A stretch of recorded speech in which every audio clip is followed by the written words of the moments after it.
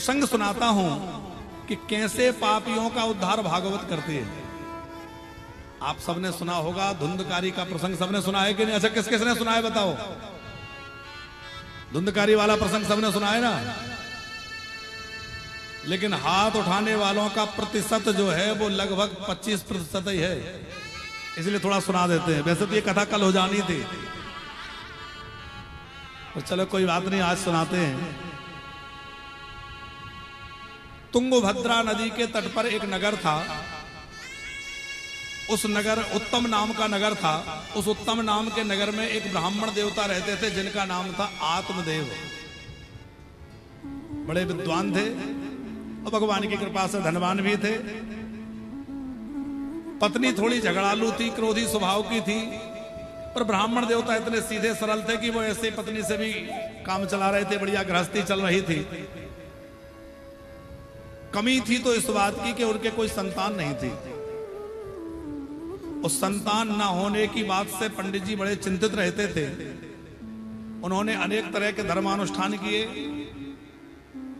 अनेक अनुष्ठान करने के बाद भी जब घर में संतान नहीं हुई तो बड़े निराश रहने लगे। देखो, कुछ भी प्राप्त करने के लिए साधन करना बुरी बात नहीं है। किसी चीज को पाने का प्रयत्न करना, उसके लिए लालसा रखना बुरी बात नहीं है। लेकिन बहुत प्रयत्न करने पर भी यदि कुछ ना मिले तो उसको भगवान की इच्छा समझ लेना चाहिए। अपने जीवन को दो चीजों के बीच में डाल दो, एक भगवद कृपा और दूसरा भगवद इच्छा। हम जो चाहते हैं वो मिल गया, हमारे मन में जो चाहा है तो हमारा चाहा हुआ मिल गया तो भगवान की कृपा, और हम जो चाहते हैं वो ना मिले तो भगवान की इच्छा। हम अपने कर्म करने में कमी ना करें, पुरुषार्थ करने में कमी ना करें, पर कर्म करने के बाद भी इच्छित वस्तु ना मिले तो फिर भगवान पर छोड़ देना चाहिए। बोले राजी तेरी रजा में। एक संत कहते थे, ना खुशी अच्छी है ना मलाल अच्छा है, और मेरा गोविंद जिस हाल में रखे वो हाल अच्छा है। कन्हैया जिस हाल में रखे उसमें मौज मनाइए। आत्मदेव पंडित जी के मन में संतान के प्रति बड़ी लालसा थी। ये कूलर को थोड़ा ऐसा घुमाओ पीछे की तरफ, उस पे ना सर सर सर सर। आत्मदेव पंडित जी संतान को लेकर के बड़े चिंतित रहते थे, और एक दिन तो इतने ज्यादा दुखी हो गए कि सोचा कि बिना संतान के जीवन बेकार है, इससे अच्छा तो मैं मर जाऊं। और आत्महत्या का निश्चय कर करके पंडित जी जो है जंगल में वन में चले गए, और वहां जाकर के पक्का कर लिया कि अब तो प्राण त्याग दूंगा। मरने का निश्चय करके बैठे थे, रो रहे थे। उसी समय एक सन्यासी जी वहां से निकले। सन्यासी जी ने देखा कि कोई ब्राह्मण बैठ के रो रहे हैं, तो सोचा शायद भगवान की प्राप्ति के लिए रो रहे होंगे। सन्यासी जी पहुंच गए, भाई क्या बात है, क्यों रो रहे हो? बोला महाराज अच्छा हुआ आप मिल गए, मैं इसलिए रो रहा हूं कि मेरे कोई संतान नहीं है। और महात्मा ने सिर पकड़ा के, बताओ मैं तो सोच रहा था कि भगवान के लिए रो रहा होगा, ये तो संतान के लिए रो रहा है। देखो, जीवन में संत मिले तो उनसे दुनियादारी की बातें मत कहो, संत मिले तो उनसे ये कहो भगवान कैसे मिलेंगे, भगवान की भक्ति का मार्ग पूछो। संसार की बातें संतों के सामने जाके रखोगे तो कुछ हाथ नहीं लगेगा। लेकिन सन्यासी जी के सामने आत्मदेव ने यही रखा कि मेरे संतान कैसे होगी, संतान के उपाय बताइए। सन्यासी जी ने समझाया, ब्राह्मण देवता मुंचा ज्ञानम प्रजारूपम, मुंचा ज्ञानम प्रजारूपम, बलिष्ठा कर्मणो गते, विवेकम तो समासाद्य, त्यज संसार वासना। ब्राह्मण देवता, ये संतान की चाह छोड़ो। तुम्हारे भाग्य में तो 7 जन्मों तक संतान का योग नहीं है, और देखो संतान होने से सुखी हो जाओगे इसकी कोई गारंटी है? अच्छा, हमें लगता है कि ये मिल जाएगा तो सुखी हो जाएंगे, फिर लगता है ये मिल जाएगा तो सुखी हो जाएंगे, पर क्या सुखी हो पाते हैं? अच्छा, संतान से ही सुख मिला करता तो संसार में प्रायः सभी संतानवान हैं, पर क्या सब सुखी हैं? सब सुखी हैं क्या, बताओ? नहीं है। धन मिलने से सुखी हो जाया करते तो जो बड़े बड़े धनी हो वो तो सब सुखी रहते, पर बड़े बड़े धनी भी तो बड़े दुखी नजर आते हैं। बाहर से लोग खुश दिखते हैं, पर आप उनके पास बैठ जाओ और थोड़ा सा उनसे अपनत्व की बातें करो तो पता लगेगा कि हमारा दुख तो बहुत छोटा है, ये तो और ज्यादा दुखी है? बाहर से दुनिया अच्छी दिखती है, पर अंदर हर कोई रो रहा है। कोई तन दुखी, कोई मन दुखी, कोई धन बिन रहत उदास, थोड़े थोड़े सब दुखी, सुखी राम के दास। एक महात्मा कहते थे, आराम की तलब है तो एक काम कर, आराम की तलब है तो एक काम कर। बोले आराम की शरण में और राम राम कर, आराम की शरण में और राम राम कर। सन्यासी जी ने समझाया, ब्राह्मण देवता भगवान ने संतान नहीं दी, कोई बात नहीं है, प्रसन्न रहिए, भगवान का भजन करिए। लेकिन ब्राह्मण को समझ में नहीं आया। देखो, यदि सन्यासी जी की बातें उन ब्राह्मण ने सुन ली होती और मान ली होती तो आप विचार करो, क्या घर में धुंधकारी की समस्या आती? आगे चल के धुंधकारी से दुखी हुए, धुंधकारी ने पिटाई लगाई, फिर रोए और फिर घर छोड़ के भागना पड़ा। यदि सन्यासी जी की बातें मान ली होती तो क्या घर में धुंधकारी की समस्या आती? नहीं आती। पर सन्यासी जी की बातें नहीं मानी। बार बार सन्यासी जी कह रहे हैं कि जो हाल में भगवान रखे। देखो, 3 संत इस कलयुग में समकालीन, एक हुए संत एकनाथ जी देवलिया जी। संत एकनाथ जी जो थे, उनकी पत्नी, वो भी गृहस्थ थे, उनकी पत्नी बड़ी सुयोग्य। उनसे लोग कहते कि आपको तो भगवान ने बड़ी सुयोग्य पत्नी दी है, बड़ी अनुकूल चलने वाली है। तो वो कहते, देखो भगवान ने मुझे पत्नी नहीं दी, भगवान ने तो मुझे सत्संग दिया है। मैं घर में बैठ के सत्संग करता हूं, पति पत्नी दोनों बैठ के हम भगवान का भजन कीर्तन करते हैं, सत्संग करते हैं। तो अनुकूल पत्नी मिली तो वो भगवान की कृपा मान रहे हैं। एक संत हुए तुकाराम जी, आप सबने नाम सुना होगा। तुकाराम जी की पत्नी बड़ी लड़ाकू थी, बड़े क्रोध करने वाली थी। कितनी क्रोधी थी? एक बार कोई संत महात्मा आ गए और तुकाराम जी उनके साथ बैठ के सत्संग कीर्तन करने लगे और पत्नी नाराज हो गई। बैठे रहते हो महात्माओं के बीच में, चिंता नहीं है कुछ भी, जाओ जरा कुछ लेके आओ।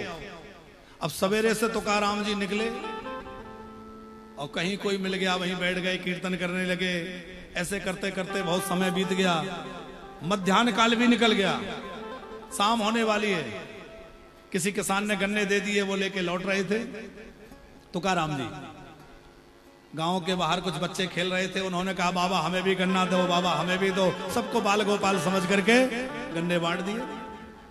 अब बांटते बांटते तुकाराम जी के पास एक गन्ना रह गया, उसी को लेके घर में आ गए। पत्नी तो देख के आग बबूला हो गई, सवेरे के गए थे, अब लौट रहे हैं वो भी एक गन्ना लेकर, इतना सा लेके लौटे। तो गुस्से में पत्नी ने वो गन्ना छुड़ाया और पति में ही दे मारा। 3 टुकड़े हो गए गन्ने के। ये मत सोचना कि महाराज जी कह रहे थे ऐसे भी हो तो चलेगा, आप लोग ये सीख जाएं, समझने के लिए समझा रहे हैं। तुकाराम जी हंसने लगे, प्रसन्न हो गए। पत्नी को, अच्छा कोई झगड़ा करे और आप हंसो तो उसको और गुस्सा आता है, पत्नी और गुस्से में आ गई। हंसते क्यों हो?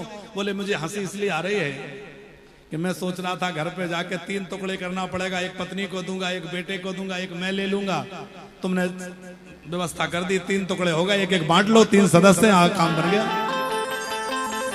लोग कहते हैं महाराज इतनी तुम्हारी पत्नी झगड़ालू है, इतनी क्रोध करने वाली है और आप फिर भी मौज में रहते हैं। तो तुकाराम जी बोले बात ऐसी है कि मैं ये सोचता हूं कि अच्छा है भगवान ने ऐसी पत्नी दी है ताकि मेरा मन घर में नहीं लगता, मेरा मन भगवान के भजन में लगा रहता है। हो सकता है ज्यादा अच्छी होती तो उसमें मेरा मन लग जाता, हो सकता है मेरा मन उसी में अटक जाता। तो एकनाथ जी की पत्नी अच्छी है तो वो कह रहे हैं भगवान की कृपा, और तुकाराम जी की लड़ाकू है वो भी कह रहे हैं भगवान की कृपा। और संत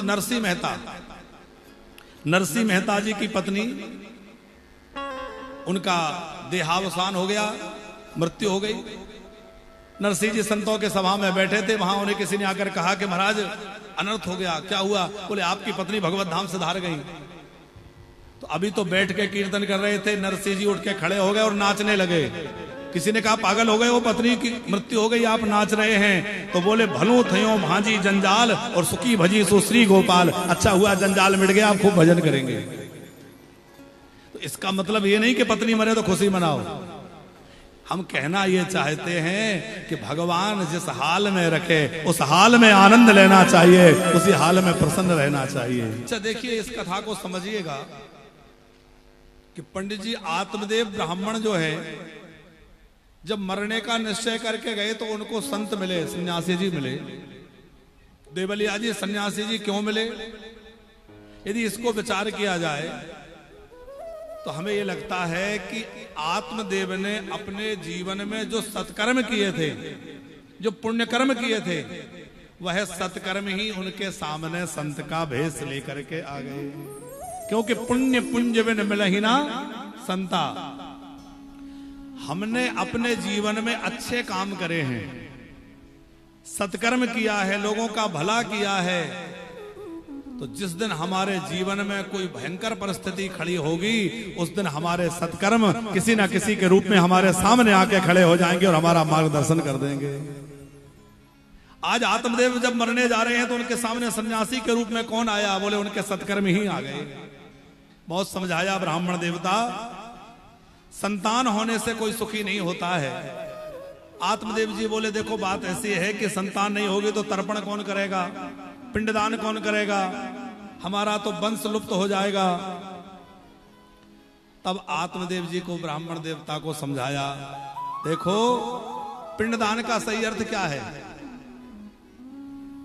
जो मरने के बाद श्राद्ध आदि होता है वह तो शास्त्र विधि से होना ही चाहिए, लेकिन व्यक्ति इस भरोसे ना बैठा रहे कि मरने के बाद हमारे बच्चे श्राद्ध करेंगे, हमारी मुक्ति हो जाएगी, बल्कि जीते जी ऐसे सत्कर्म करे कि जीते जी ही उसकी मुक्ति हो जाए, जीते जी ही मोक्ष हो जाए। क्या करे?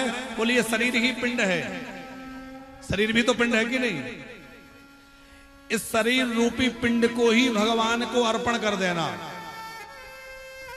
आपने देखा होगा जब आचार्यगण पिंडदान कराते हैं तो उस पर तुलसी पधराते हैं, तुलसी धारण कराते हैं। क्यों? बोले तुलसी चढ़ गई तो भगवान को निवेदित हो गया। तो तुलसी चढ़ाने से कोई भी वस्तु भगवान को समर्पित हो जाती है। ये शरीर जो है इस पर भी तुलसी क्या कंठी पहन लेते हैं संत लोग, भक्त लोग। वैष्णव जन तुलसी धारण करते हैं। तो जैसे ही तुलसी धारण करी तो तुलसी पहनते ही क्या हुआ? बोले जैसे ही शरीर पर तुलसी आई तो ये शरीर भगवान के लिए समर्पित हो गया, अब ये भगवान का बन गया, अब हम भगवान के हो गए। तो भगवान के बन करके रहो, हम तो भगवान के हैं। बड़ी सुंदर कथा है। आत्मदेव जी जब बहुत दुराग्रह करने लगे कि नहीं नहीं मुझे तो संतान चाहिए, तो सन्यासी जी ने फल दिया, फल ला करके पत्नी को दिया। पत्नी ने फल नहीं खाया, उसने अपनी बहन से मंत्रणा करी। बहन ने कहा मैं अपना बच्चा लाकर तुझे दे दूंगी, ये फल खाने से क्या होगा? फल गाय को खिलाया और गर्भवती होने का नाटक धुंधली करने लगी। समय आने पर उसने आत्मदेव जी को बताया कि हमारे यहाँ पुत्र का जन्म हुआ है। पंडित जी तो बाहर यज्ञ आदि के लिए अनुष्ठानों में रहते होंगे, उन्हें समाचार मिला कि घर में पुत्र हो गया है, तो वो घर आए, उत्सव मनाया, खूब प्रसन्न थे, हमारे घर में पुत्र हो गया। लेकिन वस्तुतः पुत्र उनके घर में नहीं हुआ, पुत्र तो बहन के यहाँ हुआ था, उसके धुंधली के, और लाया गया था। अब उन्होंने कहा कि बेटे का नामकरण करें। सोचा कि मेरा नाम आत्मदेव है तो पुत्र का नाम ज्ञानदेव रखूं, ब्रह्मदेव रखूं, कुछ अच्छा नाम रखूं। धुंधली बोली सुनो जी, कष्ट हमने उठाए हैं तो नाम भी हम ही रखेंगे। बोले रखो देवी। तो क्या नाम रखा? कितने लोगों को पता है नाम क्या रखा? नाम रखा धुंधकारी। बोले मेरा नाम धुंधली, तो पुत्र का नाम धुंधकारी। जिस गाय को वो फल खिलाया गया था, उस गाय ने भी एक सुंदर बालक को जन्म दिया। त्रमासे निर्गते चाथ सधेनु सुसुवेर्भकम सर्वांग सुंदरम दिव्यम निर्मलम कनक प्रभम। स्वर्ण जैसी कांति वाला बड़ा तेजस्वी बालक गाय के द्वारा हुआ। उस बालक का नाम गोकर्ण रखा। धीरे धीरे दोनों बालक बड़े होने लगे। तो दोनों बालक बड़े हुए, लेकिन गोकर्ण जी तो बड़े सदाचारी हैं।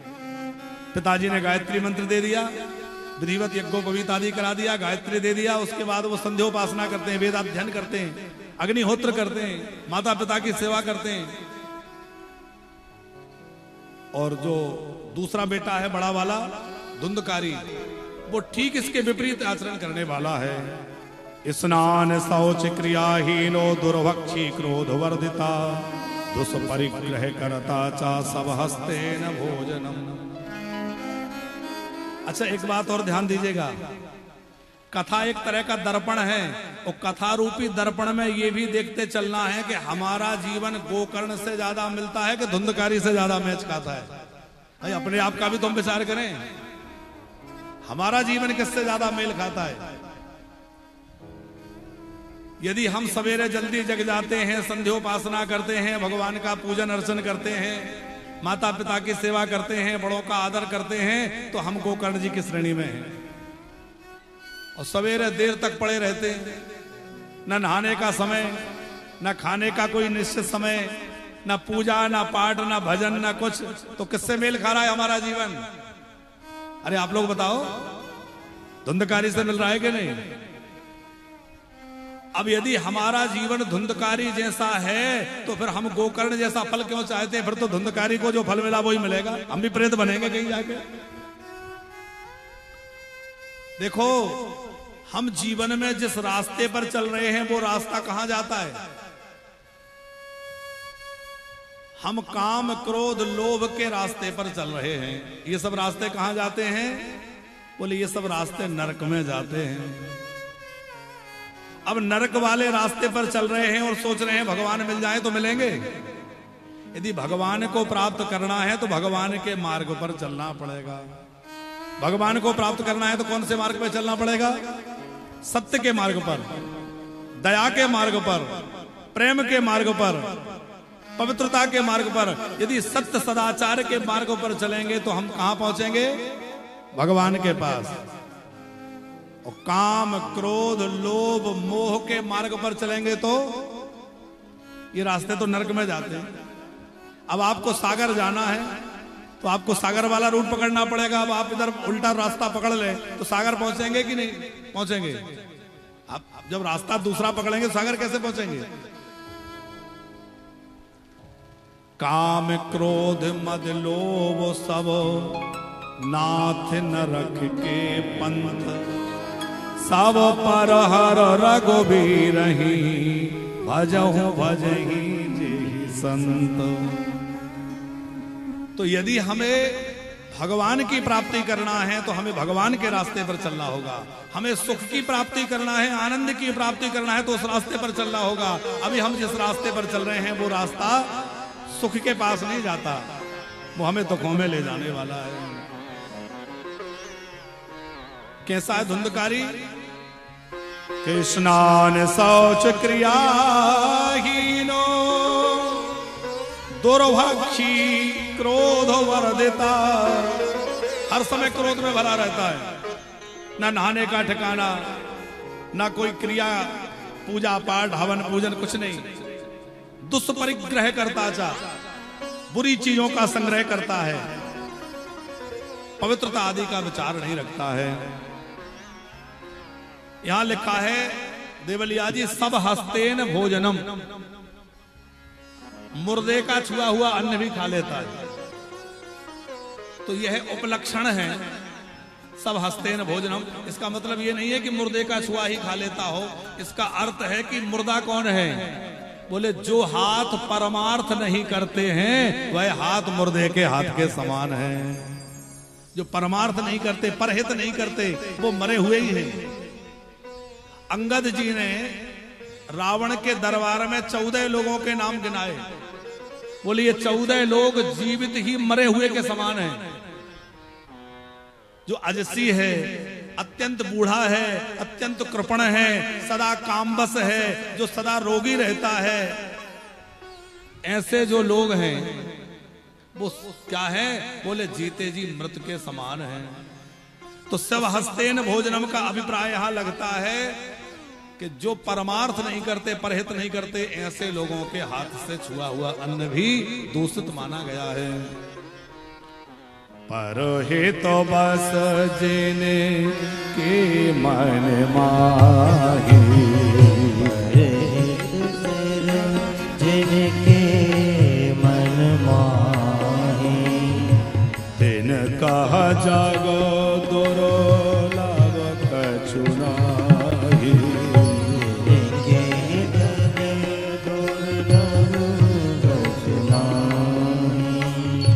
परहित सरेस धर्म नहीं भाए, परहित सरेस धर्म नहीं भाई, पर पीड़ा सम नहीं अधमाए, पर पीड़ा सम नहीं अधमाए।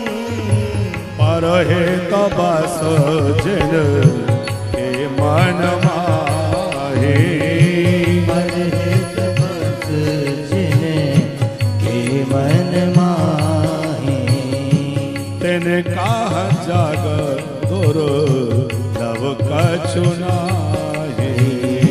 तिनका जग दुर्लभ कछु नाही। कथा आगे आप लोग जानते हैं। धुंधकारी जैसे जैसे बड़ा हुआ, उसका दुराचरण बढ़ता गया। पिताजी ने रोकना चाहा तो पिताजी से ही लड़ाई झगड़ा करने लगा, पिताजी के साथ मारपीट भी करने लगा। एकदा पितरौ ताड़य, पितरौ का अर्थ है माता पिता दोनों की पिटाई कर दी। अब माता पिता को जब मारपीट करने लगा तो अब तो पिता आत्मदेव बड़े दुखी हो गए, रो रहे थे। गोकर्ण जी ने देख लिया पिताजी क्यों रो रहे हैं। बोले बेटा क्या बताएं, तेरा ये भाई बड़ा दुष्ट है, देखो उल्टे आचरण करता है, समझाओ तो मारपीट करता है। गोकर्ण जी ने बड़े प्रेम से समझाया, पिताजी आपको क्या लगता है आपके रोने का कारण कौन है? बोले बेटा सीधी सी बात है, मेरे रोने का कारण तेरा बड़ा भाई धुंधकारी है। तो ध्यान से सुनना, गोकर्ण जी बोले पिताजी आप तो तब भी रोते थे जब ये नहीं था, पहले भी रोते थे कि नहीं? इसका मतलब ये है कि आपके रोने का कारण ये नहीं है, आपके रोने का कारण आपकी आसक्ति है। आपके मन में जो आसक्ति है वो आपको रुला रही है। असारः खलु संसारो दुखे रूपी विमोह का, सुतः कस्य धनम कस्य स्नेहवान ज्वलते सम। पिताजी ये संसार असार है, इसमें कोई सार नहीं है, सब व्यर्थ का प्रपंच है। गोकर्ण जी के ज्ञान उपदेश के बाद आत्मदेव जी भी अपना घर छोड़ करके और वन में चले गए। कौन से वन में चले गए? नाम स्पष्ट नहीं लिखा, पर लिखा है वन में चले गए। और वन में जाकर के उन्होंने खूब भगवान का भजन किया। इधर धुंधकारी माता को सताने लगा, धुंधली ने भी कुएं में कूदकर आत्महत्या कर ली। और उसके बाद कथा है, गोकर्ण जी तीर्थ यात्रा पर चले गए। धुंधकारी ने 5 वेश्याओं को घर में रख लिया।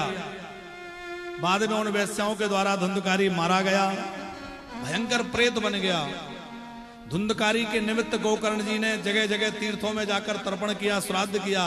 अनेक तीर्थों में श्राद्ध करने के बाद गया जी में जाकर श्राद्ध किया, पर गया श्राद्ध के बाद भी धुंधकारी की मुक्ति नहीं हुई।